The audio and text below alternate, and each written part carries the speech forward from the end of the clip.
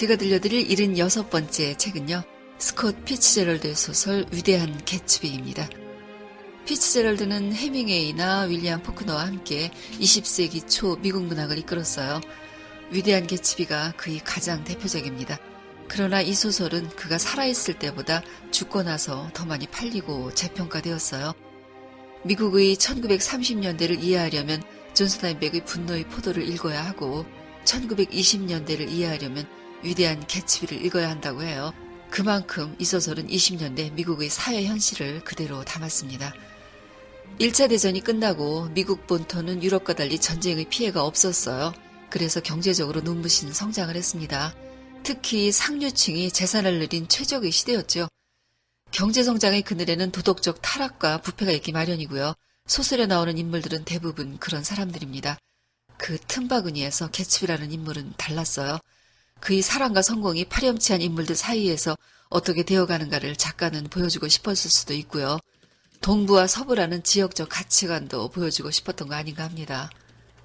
소설은 영화로 2번이나 만들어졌었어요. 남자 주인공이 너무 멋져서 절대로 잊을 수가 없는 영화죠. 로버트 레드포드와 디카프리오. 영화도 좋았지만 책을 따라오지는 못합니다. 영화는 자칫 치정 사건으로만 보여질 수 있거든요. 당시 도덕적 가치라든가 부의 편중, 미국 로스트 제너레이션의 허무, 또 시대와 맞물려 있는 개츠비의 어이없는 환상, 이런 소설의 포인트를 영화에서는 다 담지 못했어요. 그래도 남자 주인공 때문에 영화도 꼭 보시라고 추천합니다. 피츠제럴드의 단편소설 중에서 벤자민 버튼의 기이한 이야기라고 있어요. 이게 브래드 피트가 나왔던 벤자민 버튼의 시간은 거꾸로 간다의 원작입니다. 근데 요건 책보다 영화가 훨씬 좋아요. 위대한 개츠비. 소설은 닉 캐로웨이라는 인물이 1인칭으로 등장해서 개츠비와 주변 인물들을 관찰하고 개입하는 식으로 전개됩니다. 시간적 배경은 1920년대, 공간은 뉴욕입니다. 그러면 이야기를 시작하겠습니다. 닉 캐로웨이는 미국 중서부 도시에서 부유하고 기품 있는 집안에서 태어났어요. 아버지는 예일대 출신이고 닉도 예일대를 나왔습니다. 졸업 후 1차 대전에 뒤늦게 참전했다가 고향에 돌아왔고 동부로 가서 증권업을 배웠어요. 영원히 동부의 몸을 작정으로 정착했고 증권회사에 다니고 있습니다. 그가 얻은 집은 뉴욕시에서 20마일 정도 떨어진 곳으로 두 지역이 마주보고 있었어요. 한쪽은 이스트에그, 반대쪽은 웨스트에그라고 불려졌어요. 이스트에그는 조상 대대로 물려받은 재산으로 부를 누리고 있는 사람들이 사는 곳이었고 웨스트에그는 신흥부자들이 살았어요. 물론 그 두 지역에 모두 그런 부자들이 사는 건 아니었고 눈에 띄는 구성원들이 그렇다는 거였어요. 닉은 웨스트에그에 작은 집을 얻었어요. 그의 집 양옆에는 어마어마한 저택이 있었고 닉의 집은 그 저택 사이에 끼어 있었습니다. 그중 한쪽의 집이 개츠비의 저택이었어요. 새로 지은 높은 탑과 대리석 풀장, 40에이커가 넘는 잔디밭과 정원이 딸려 있었어요. 개츠비의 저택에서는 파티가 자주 열렸어요.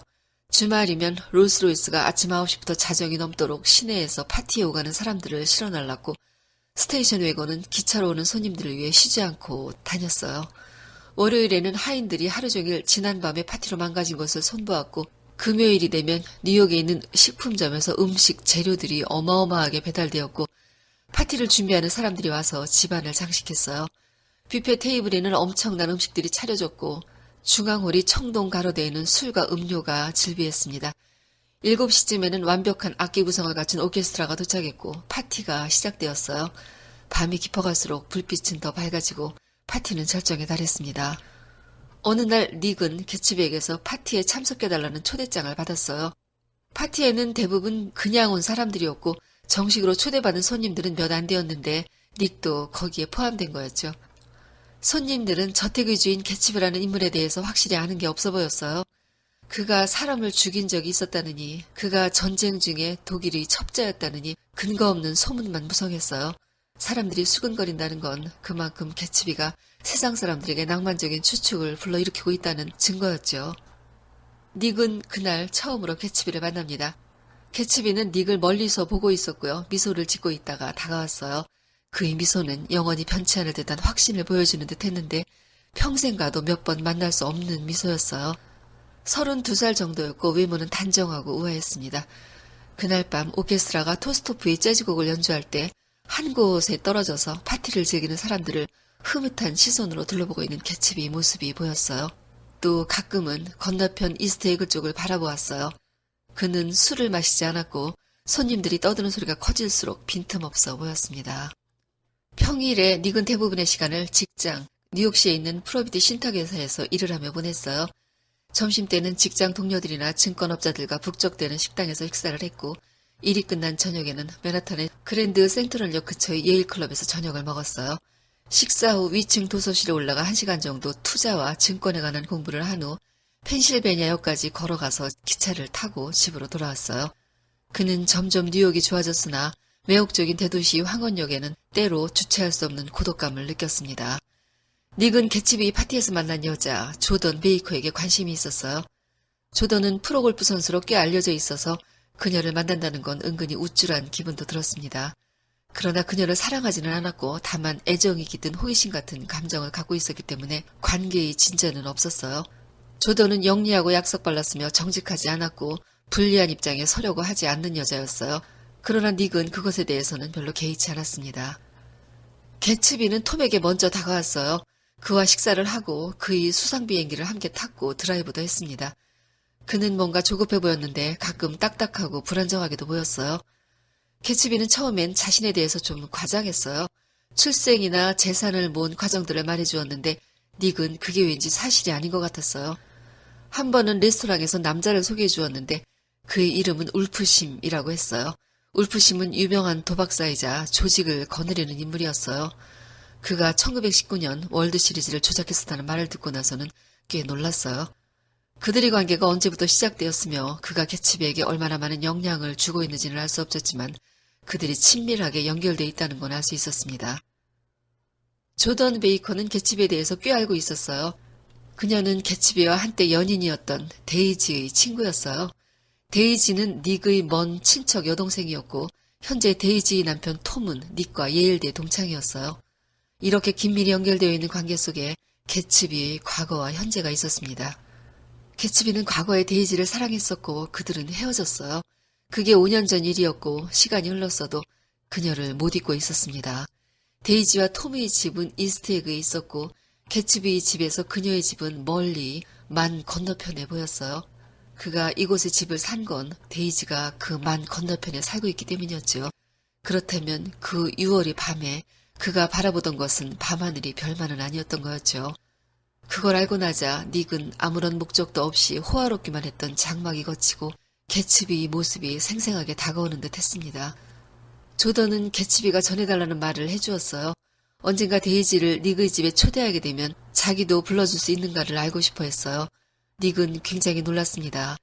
개츠비는 5년을 기다려서 저택을 산 다음 우연히 날아드는 나방들한테 파티를 열어 별빛을 나눠주면서 정작 자신은 언젠가 남의 집 정원에 들어갈 수 있기만을 바라고 있었던 거였죠. 그 기다림, 그 겸손한 요청, 그 굳건한 사랑이 닉에겐 놀랍기만 했습니다. 제이 개츠비는 미국 중서부 출신으로 가난한 가정에서 자랐어요. 그의 부모는 무능하고 별 볼 일 없는 농사꾼이었습니다. 그는 이런 부모에게 만족할 수 없었어요. 그의 이름은 원래 제임스 개츠였으나 자신에게 다가올 미래를 위해 현실을 잊고자 17살 때 이름을 제이 개츠비로 바꾸었어요. 슈피리오 남쪽 호숫가에서 조개를 캐거나 연어를 잡는 등의 숙식이 해결될 만한 일을 하면서 겨우겨우 살았습니다. 힘든 일은 그의 몸을 자연스럽게 단단해지도록 했어요. 미래를 위해서 남부 미네소타주에 있는 작은 루터교 재단의 세인트 올라프 대학에 입학했어요. 그러나 대학은 자신이 성공에 무심해 보였고 학비를 벌기 위해 시작한 수의일도 경멸스러워지자 입학한 지 2주일 만에 학교를 그만두었습니다. 다시 호숫가로 돌아와 무언가 할 일을 찾고 있었어요. 그때 만난 사람이 댄 코디였습니다. 코디는 광산재벌로 50살이었어요. 그는 육체적으로 강건했지만 정신은 나약해져 있었고 술을 마시면 더 심해졌습니다. 그의 엄청난 재산을 노리고 수많은 여자들이 돈을 긁어내려고 그 주변에 몰려들었어요. 개츠비가 호숫가로 돌아왔을 때 그곳에는 코디의 호화로운 요트가 정박해 있었어요. 그는 아름다운 요트를 올려다보았고 코디와 눈이 마주쳤고요. 코디에게 미소를 지었어요.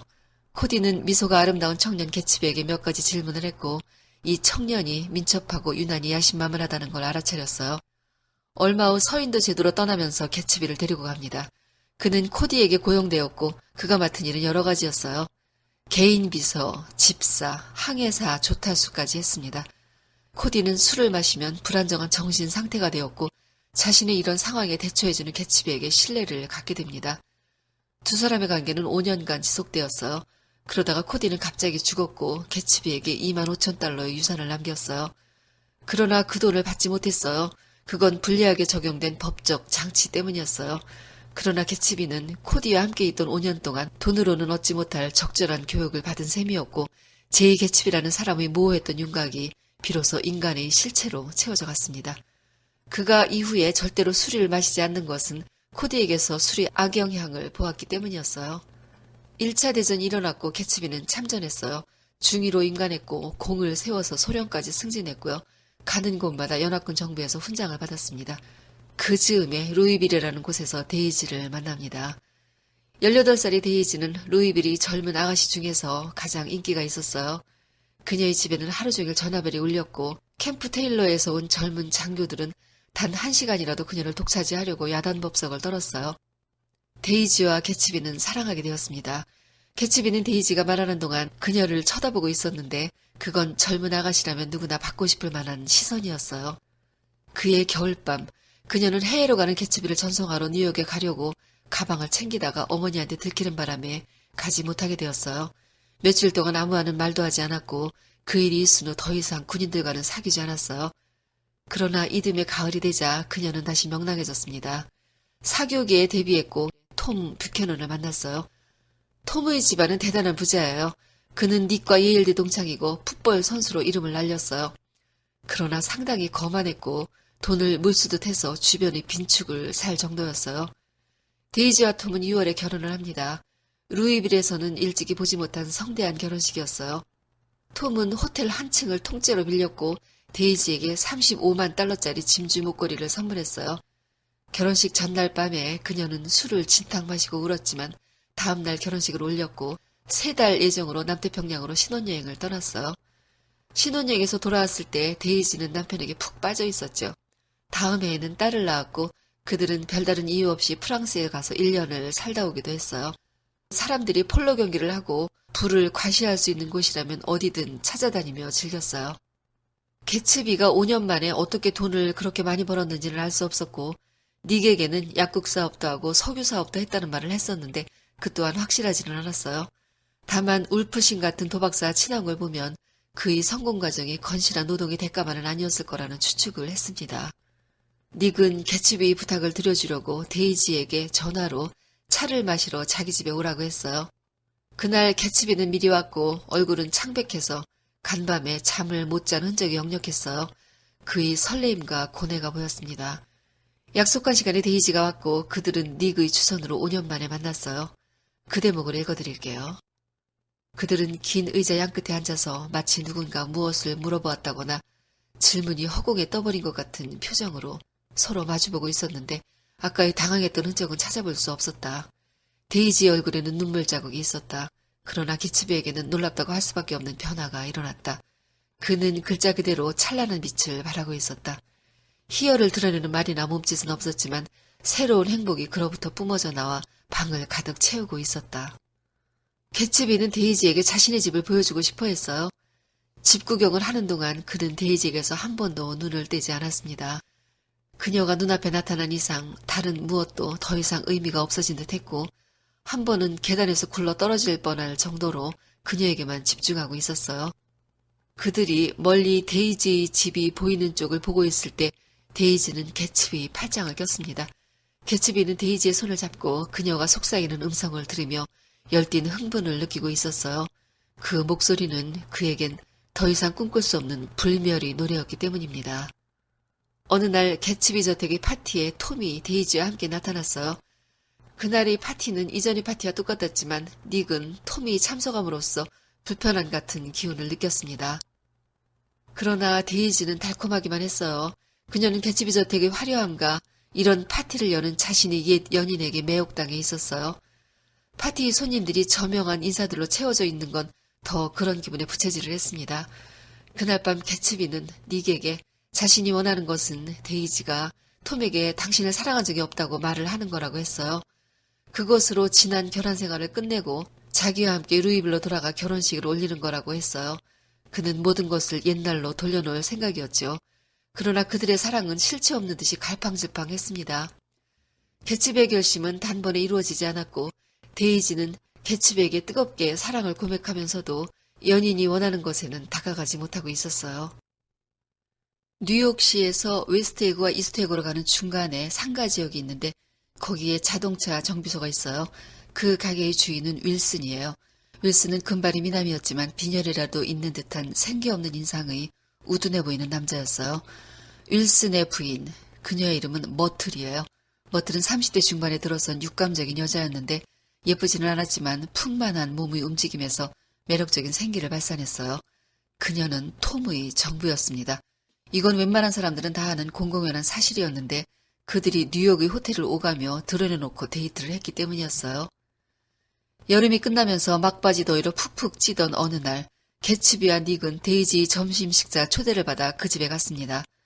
톰은 불쾌해 보였고 중간에 그의 정부 머트리 전화를 받느라 밖으로 나갔고 그 사이에 데이지는 개츠비에게 사랑한다고 속삭였어요.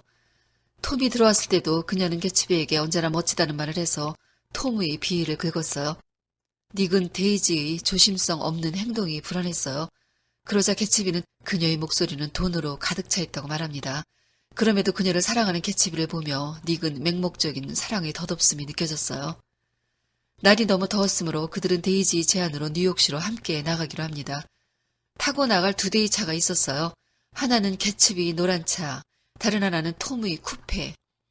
톰은 개츠비의 차가 변속기어인 것을 보고 자기가 그 차를 운전하겠다고 했어요.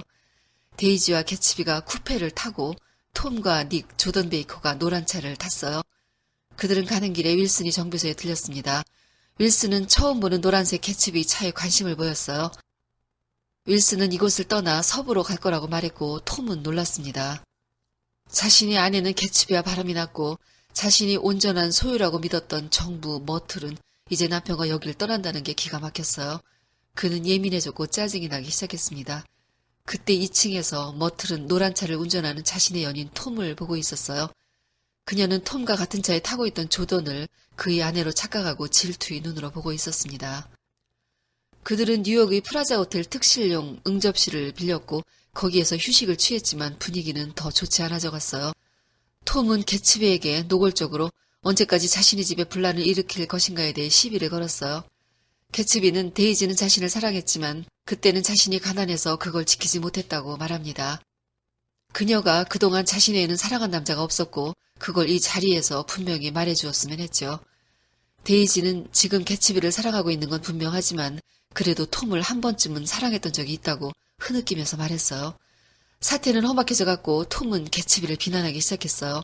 그가 하고 있는 약국 사업과 도박사 울프신과의 거래를 비난했어요. 닉은 공포스러웠고 그때 그가 본 개츠비의 얼굴은 살인이라도 할 사람의 표정이었죠. 그는 흥분했고 모든 걸 부정했고 아직 나오지도 않은 비난에 대해서도 변명했지만 개츠비가 그런 말을 할수록 데이지는 점점 더 멀어지는 듯 움츠러들었고 결국 개츠비를 포기하는 마음 쪽으로 가고 있었어요. 이 모든 상황 속에서 조던 베이커만이 재미있다는 표정으로 양쪽 저울이 가운데를 차지하고 있었어요. 그들은 호텔을 나왔고 톰은 이번에는 자기 차를 운전하겠다고 했어요. 그는 데이지를 개츠비가 운전할 노란 차에 태웠어요. 자신이 쿠페에 닉과 조던을 태우고 출발했습니다. 그들이 출발하던 시간에 정비소에서는 윌슨과 머틀이 다투고 있었어요. 그러다가 머틀은 뛰쳐나와 달려가다가 노란 차가 오는 걸 보았습니다. 그 차를 아까 톰이 운전하던 걸 보았으므로 그에게 이야기를 하고 싶어서 달리는 차 쪽으로 뛰어갔습니다. 차 안에는 개츠비와 데이지가 타고 있었는데 데이지가 운전을 하고 있었어요.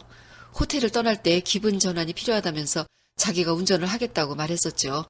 데이지는 달려드는 머틀을 피하지 못했습니다. 머틀은 차에 치였고 그 자리에서 즉사했습니다. 데이지는 놀랐고 개츠비가 세우라는 말에도 그냥 달렸어요. 얼마 후 뒤따라오던 톰 일행은 사고가 난 것을 목격했고 그게 머틀인 걸 알게 됩니다. 사고 당시에 지나가던 흑인이 한 명 있었는데 그는 머틀을 들이받은 차가 뉴욕 쪽에서 오던 노란 차였다고 증언했습니다.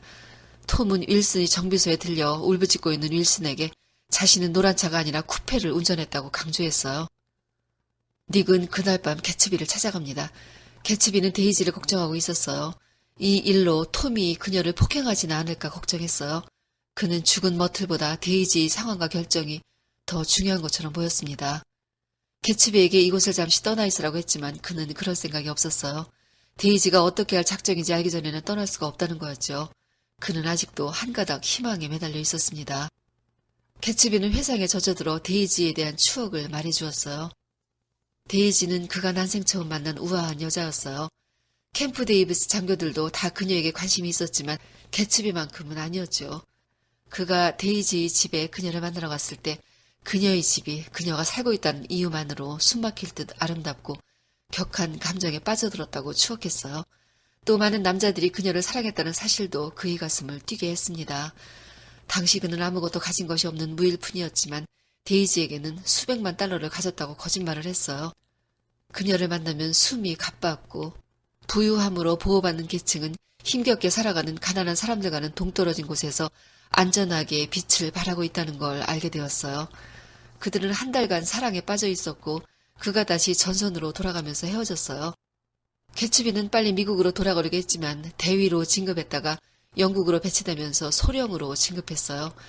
데이지는 돌아오지 않는 그에게 원망의 편지를 보내왔고 개츠비는 나이 어리고 세상의 그늘을 모르는 그녀에게 자신의 상황을 도저히 이해시킬 수 없었어요. 그는 연인과 멀리 떨어져 있는 현실에 절망했습니다. 그러는 사이에 계절은 바뀌었고 데이지는 다른 남자들과 만나고 하루에도 몇 번씩 데이트를 했어요. 개츠비를 사랑하긴 했지만 그녀는 조급했고 뭔가 자신의 인생이 어떤 힘에 의해 안정적으로 구성되기를 원했어요. 그 힘은 사랑과 돈이었죠. 부자 톰을 만나면서 그 목표를 이루게 되었어요. 데이지가 결혼해서 신혼여행을 떠나 있는 동안 개츠비가 돌아왔고 군대에서 받은 마지막 봉급을 들고 루이비를 찾아갔습니다. 그녀와 함께 다녔던 곳들은 우울한 아름다움으로 가득 차 있었어요. 다시 그녀를 찾아야 한다고 생각은 했지만 그곳을 떠날 때 그의 호주머니에는 한 푼도 남아있지 않았어요. 그 대목을 읽어드릴게요. 철로가 꺾이면서 기차는 이제 태양에서 서서히 멀어져 가고 있었다. 그는 마치 한 줌의 바람이라도 잡으려는 듯 그녀가 있어 아름다웠던 그곳에 한 조각이라도 간직하려는 듯 필사적으로 손을 뻗쳤다. 그러나 이제 눈물로 흐려진 그의 눈에는 도시가 너무나 빨리 지나가 버렸고 그는 그 도시에서 가장 새롭고 가장 아름다운 것을 영원히 놓쳐버렸다는 사실을 깨달았다. 닉은 개츠비의 집을 나오기 전에 그에게 그 인간들은 썩어 빠진 족속들이며 당신 한 사람이 그들을 모두 합쳐놓은 것만큼이나 훌륭하다고 말해주었습니다. 그 말에 개츠비는 미소를 지었어요. 그 미소를 닉은 결코 잊을 수 없을 것 같았습니다. 그날 개츠비는 여름이 가고 있었으므로 수영장물을 빼기 전 마지막으로 수영을 하러 수영장에 있었어요. 그리고 노란 차의 행방을 수소문해서 그 집으로 들이닥친 윌슨. 자기 아내를 죽인 사람을 찾아온 윌슨이 총에 맞았고 수영장의 매트리스 위에서 죽었습니다. 조금 떨어진 잔디밭에서는 윌슨이 자살한 시체도 발견되었어요. 개츠비 장례식은 닉이 맡아 치렀어요. 장례식은 조문객이 적어 쓸쓸했습니다. 데이지는 조화도 보내지 않았고 장례식에도 오지 않았어요. 닉은 분노할 필요성도 느끼지 못했습니다. 장례식에 온 어떤 사람은 몇백 명이나 그 집에 드나들면서 공짜로 먹고 마시고 놀았는데 이렇게 사람이 없는 것을 놀라워했어요. 시간이 좀 흘러 10월이 끝나가던 날 닉은 길에서 톰을 만났습니다. 닉은 그때 그날 윌슨에게 가서 무슨 말을 했던가를 물었어요. 톰은 자신이 노란 차의 주인이 개츠비임을 알려주었다고 말했습니다. 그걸 말 안 해주면 윌슨이 자기를 죽일 태세여서 어쩔 수 없었으며 개츠비는 당해도 싸다고 했어요. 그는 자기가 한 일은 정당했으며 머틀의 죽음으로 자신의 슬픔도 상당했다고 말했습니다. 닉은 데이지와 톰을 비롯해서 자기들이 만들어낸 쓰레기를 다른 사람들이 치우도록 하는 이런 족속들에게 환멸을 느껴요. 그리고 고향 서부로 돌아가야겠다는 생각을 합니다. 그가 마지막으로 둘러본 개츠비의 집은 텅 비어 있었어요. 그가 열었던 그 눈부시고 황홀했던 파티를 떠올립니다. 개츠비가 데이지의 집 쪽을 볼 때 보이던 부두의 초록색 불빛이 보였는데 해마다 눈앞에서 뒤쪽으로 물러가고 있는 희열을 간직한 미래처럼 보였어요. 그건 조류를 거스르는 배처럼 끊임없이 과거로 떠밀려가면서도 앞으로 전진하고 있었습니다. 소설은 여기서 끝입니다. 여기 나오는 인물들, 조던 베이커, 울프심, 톰, 데이지, 이들은 다 도덕적으로 타락해 있어요. 톰과 데이지는 말도 못하게 무책임하기까지 하죠. 개츠비가 여는 파티, 거기에 참석하는 사람들은 활락을 쫓아 주체가 누군지 상관없이 불빛을 향해 달려드는 분화비 같습니다. 개츠비는 수단과 방법을 가리지 않고 돈을 벌었고요. 그 목표는 어이없게도 허접한 데이지 때문이었어요. 그는 허망하게 이를 데 없는 허상을 쫓았고요. 데이지가 돈만 아는 속물이라는 걸 알았으면서도 사랑을 되찾으려고 했어요. 목표에 도달했는데 그게 보잘것없는 실체임을 알았어도 가질 수밖에 없는 이 모순된 실존은 시대를 초월하여 느낄 수 있는 공감대를 갖고 있습니다. 소설에서 가장 도덕적이고 순수함을 갖고 있는 인물은 닉 캐러웨이예요. 그는 서부 사람이고 작품의 배경은 동부지요. 거기에 이스트에그, 웨스트에그라는 지역을 갈라놓으면서 미국의 지역적 가치관의 충돌을 작가는 이야기하고 싶었을 거고요. 그러면서도 도덕적 하자가 없는 인물, 닉을 통해서 미래적 희망을 이야기하고 싶었지 않나 생각됩니다. 제이 개츠비. 그는 성공을 쫓아 이름을 바꾸면서까지 달려왔어요. 그런데 그의 성공은요, 건전하기보다는 부패의 냄새가 나고요. 그의 돈은 향락을 즐기는 파티에 쏟아부어졌어요. 그러나 적어도 그는 향락 자체를 위해 파티를 연 건 아니었어요. 데이지가 자신을 발견해 주기를 자신이 최고로 가치로 삼았던 사랑을 찾기 위해서였지요. 그가 다른 이들과 달랐던 건 혼자 노력해서 거기까지 올라왔다는 거예요. 닉이 그에게 당신 한 사람이 그들 모두를 합친 것보다 훌륭하다고 말한 건 그 때문이었어요. 그의 죽음은 주변 인물들이 욕심과 거짓과 파렴치함의 결과고요. 이건 1920년대 미국의 경제 호황으로 사람들이 누렸던 활락의 부패가 결국 1930년대 암울한 경제공황으로 이어진 걸 암시하는 걸 겁니다. 위대한 개츠비. 위대한이란 말은 어쩌면 슬픈 찬사 아닐까 생각되는데요. 그렇게 죽어서는 안 되었던 개츠비. 썩어빠진 족속들보다 훨씬 훌륭했던 개츠비의 죽음을 위로하는 찬사. 성웅 이순신, 의사 안중근, 열사 전태일. 그들의 위대한 업적 뒤에는 고단하고 억울하기 그지없었던 그들의 삶이 있었고요. 그분들 앞에 붙여진 찬사가 지금 한없이 쓸쓸하게 들립니다. 오늘은 여기까지입니다. 듣느라고 수고하셨어요. 좋은 책 가지고 다시 만나요.